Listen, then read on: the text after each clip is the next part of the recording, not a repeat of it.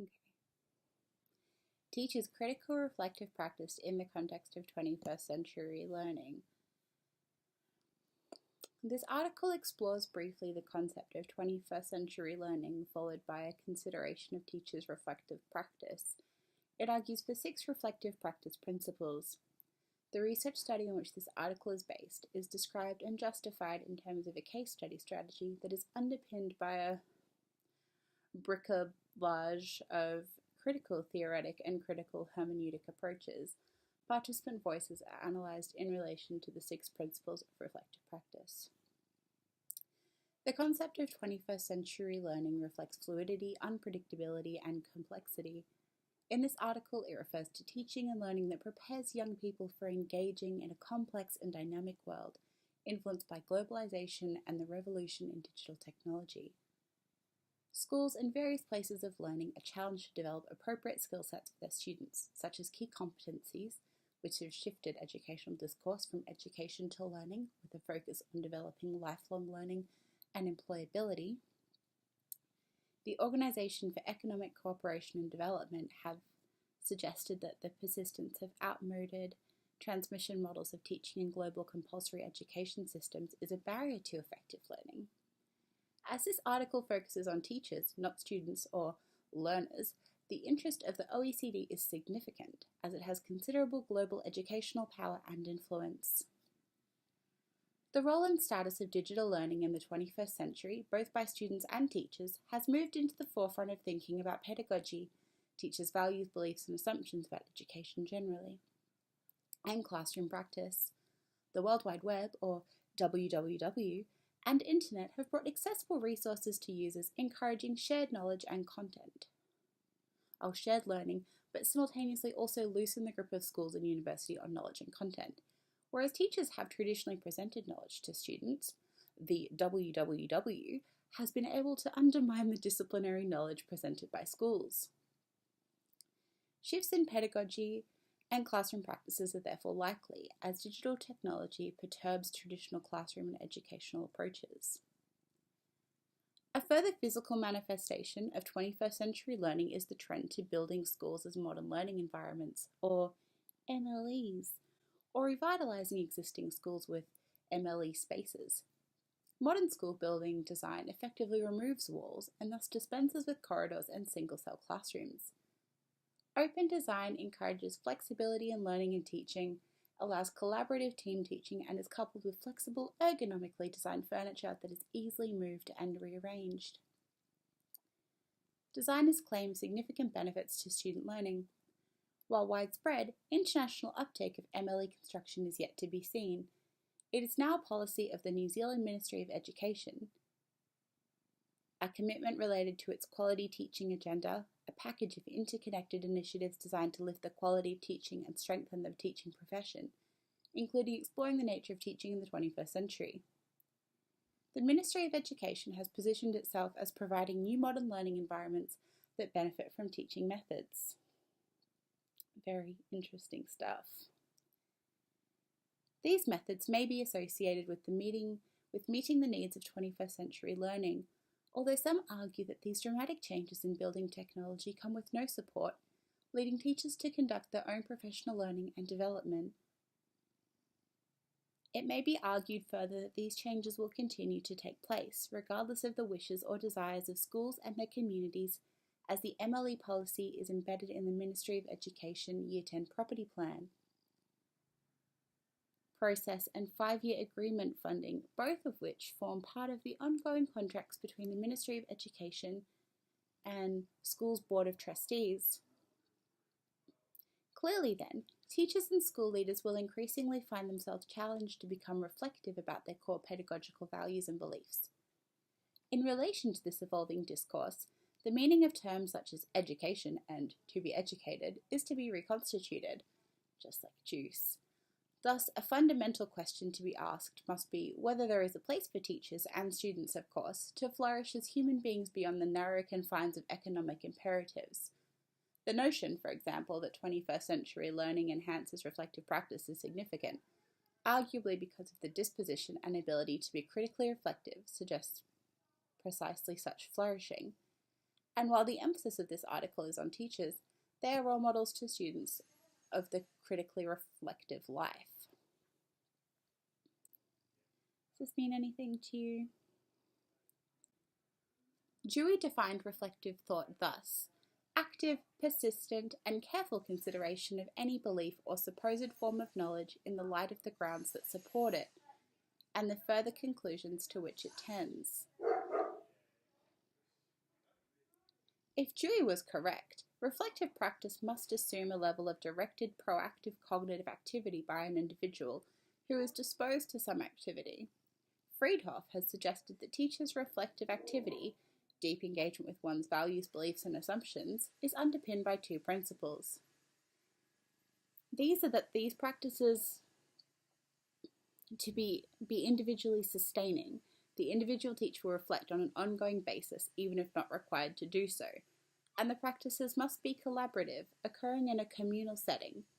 Thinkers as disparate as Plato and Freire regarded the place and role of others as central to the mutual process of raising consciousness to new critical levels, a position that is supported in the context of digitally enabled reflective practice. It's exactly what we're doing. We are a learning unit, Puck. To these principles, I would add a further 4. That reflective activity have a temporal character and focus on practice, occurring before, during, and after practice episodes. That it be intellectually unsettling, that reflective practice necessarily include an ethical dimension, and that the outcome of reflection must be changed practice with a social justice focus. I will briefly consider each of these in turn. And of course, briefly is to be debated. Sean demonstrated that professional practitioners have considerable tacit knowledge and skill, which they exercise during episodes of action. These episodes are part of professional practice for teachers known as pedagogy. This includes classroom strategies and beliefs about teaching and learning contextualized in the wider socioeconomic and political fabric of teaching. Reflection in action occurs when the teacher's self-awareness of this knowledge and the skill are deployed to deal with puzzles and problems as they arise during teaching. This on-the-spot analysis informs the practitioner's next steps. Sean also acknowledged that the scope for post-mortem reflection, which he termed reflection on action. This reflection, argued Reed, is more systematic and it can occur after or before action, whereas reflection in action is immediate and often second. Reflection on action takes more time and involves looking at evidence, thinking about theories and alternatives. To these two, Reed adds reflection for action, the forward planning based on preceding reflection. This form can and should be collaborative. Whew. Okay. The activity must be unsettling, as evidenced by the slave released from Plato's cave, whose understanding of the world is radically perturbed by confronting the reality of duplicitous images and walking into the sunlight. While Plato's universalist conception of the good may be problematic, we can understand the point that our perception and knowledge of the world may be multi-layered, increasing in complexity as we come to make more meaning and such sense of the world. Freire, for instance, believed strongly that people, such as teachers and students, must be liberated of the cultural myths that obscure their vision. Classic Freire. Freire frequently made the point that education is not neutral.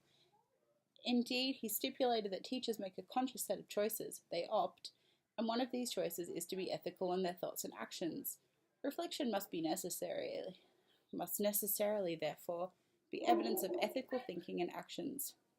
Larrivee suggests that a critically reflective teacher is able to both self-reflect and inquire critically, and that it is the latter that requires teachers to consider the morality of the situation that influences their practice, and to evolve ethical solutions for those puzzles and issues. Freire argued that teachers' words and actions must be consistent, and failure to be so is nothing short of an ethical failure. It's a lot of pressure. What of the principle of change practice? Some other guy and Sean, Brookfield, Larrivee, some other guy and someone else I've never heard of, each argued in their own way for practitioner reflection to lead to changed experience by confronting personal assumptions and values as a consequence of experiencing perturbations in practice. Larrivee referred to assumptions as the beliefs and values that are central to our being and identity. Becoming a reflective practitioner calls teachers to the task of facing deeply rooted personal attitudes concerning human nature, human potential, and human learning. Reflective practitioners challenge assumptions and question existing practices. That other guy we hadn't heard of, and also Sean, distinguish between espoused theories and theories in use, the latter telling us Smith's four-step model of describing, informing, confronting, and reconstructing regards reflection as being socio-politically contextualized and focused on action as an outcome. The article is informed by an ongoing university-funded qualitative research program which has this focusing question. What is the Fen? Can I get you to hold on just for 2 minutes? What is the influence of the concept of 21st century learning on the work of teachers and the strategic actions of leaders at a selection of New Zealand schools? The broader program of study is informed by a developing approach of blending critical theory and critical hermeneutics. This article reflects on the final stages of the program, which is expected to continue and evolve for some 3 to 5 years. Correspondingly, it is expected that the developing research approach will evolve too. Despite some differences, there is a strong overlap between critical theory and critical hermeneutics. Critical theory goes well beyond the phenomenological concern with lived experience. Steinberg suggested 5 requirements of critical theoretic research: a rejection of positivistic rationality, making and keeping explicit the valued position, social justice and democracy, of the researcher or practitioner in relation to the field of practice, making explicit the tacit, cultural and professional understandings that shape the thinking of researchers and practitioners, exposing power structures that are dominant in society and maintaining a conscious link to practice, with a view to improving its social justice and democratic potential. Critical hermeneutics is closely linked to phenomenology, which has an interest in describing things as they are, in the taken-for-grantedness of daily life. Hermeneutics goes further, seeking to interpret that lived experience by exploring what people say and attempting to fathom their understanding of their own actions and thoughts. Critical hermeneutics takes this interpretive activity further still, seeking to go beyond the visible to the exposure of the concealed motives that move events and shape everyday life. Ideology provides the grounds, argued Roberg, for the complementary relationship between hermeneutics and critical theory.